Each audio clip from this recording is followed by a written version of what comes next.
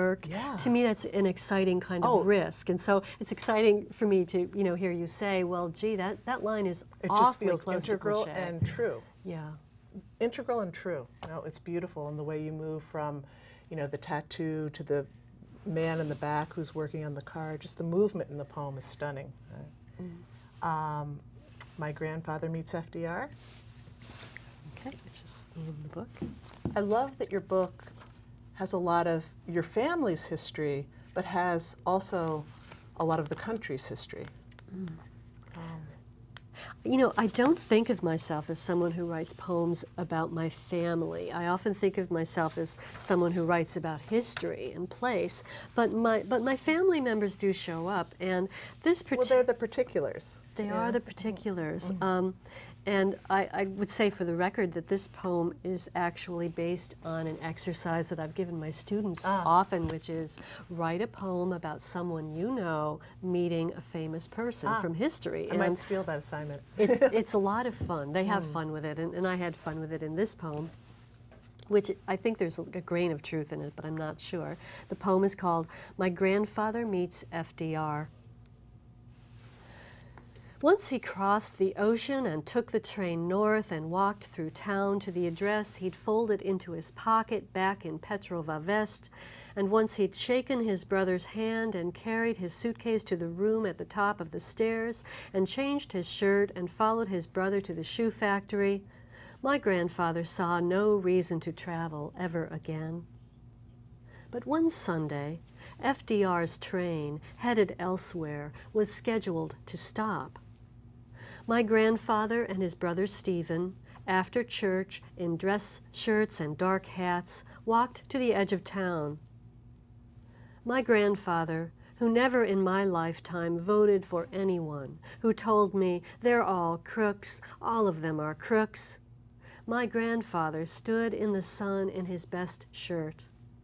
He stood in the crowd as if he wanted entirely to stand there, and on his day off, wearing his starched collar as if he expected any moment to be lifted up into heaven. What did my grandfather want of the earth? I think he wanted little more than food, enough food, maybe a fish he'd caught himself. One of the fish he'd be fishing for if he weren't standing here, waiting for a rich man who swam in a cold lake and never walked again.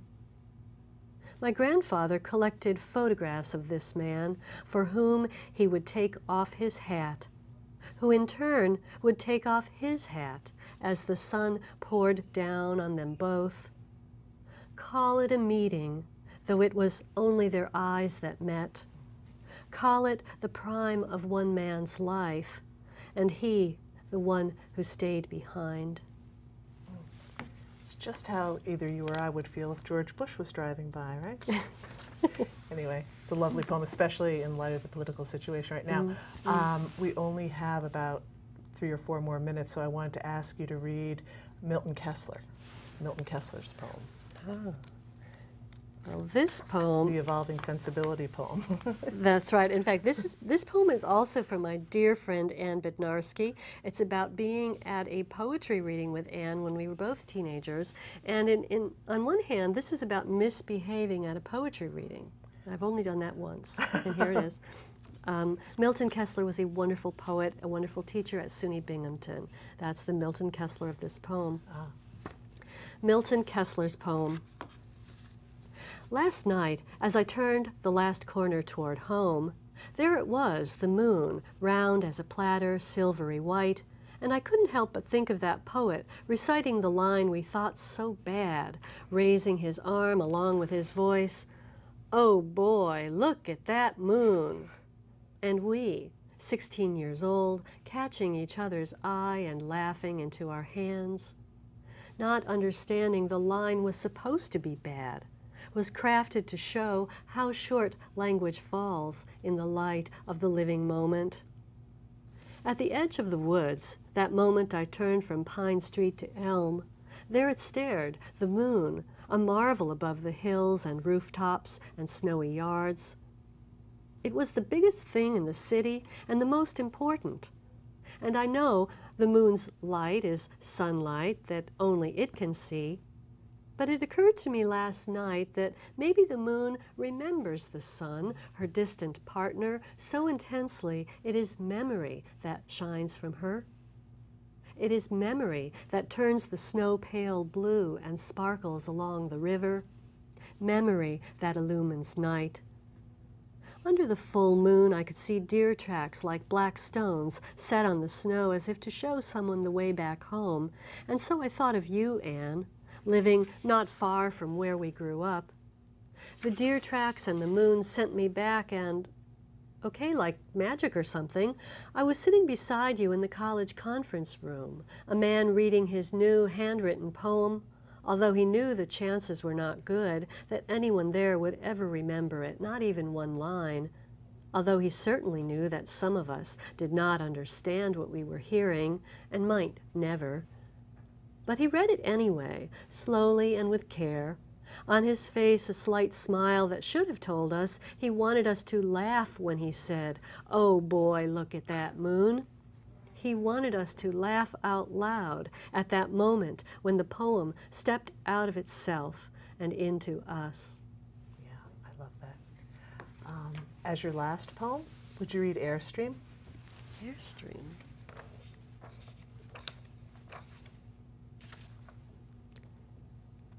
There's Airstream.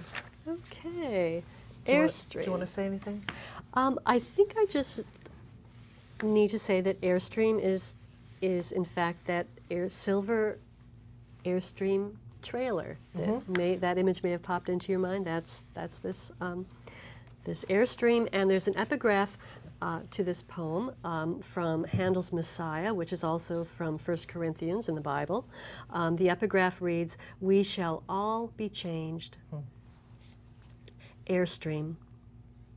The broad aluminum expanse of you, back corners rounded like a horse's rump, front corners rounded like a horse's rump, your narrow back door with its screen and latch handle, your tiny, purposely inadequate windows. What part of you, Airstream, does not speak? What part of you does not promise elsewhere, promise that we can be taken far from here?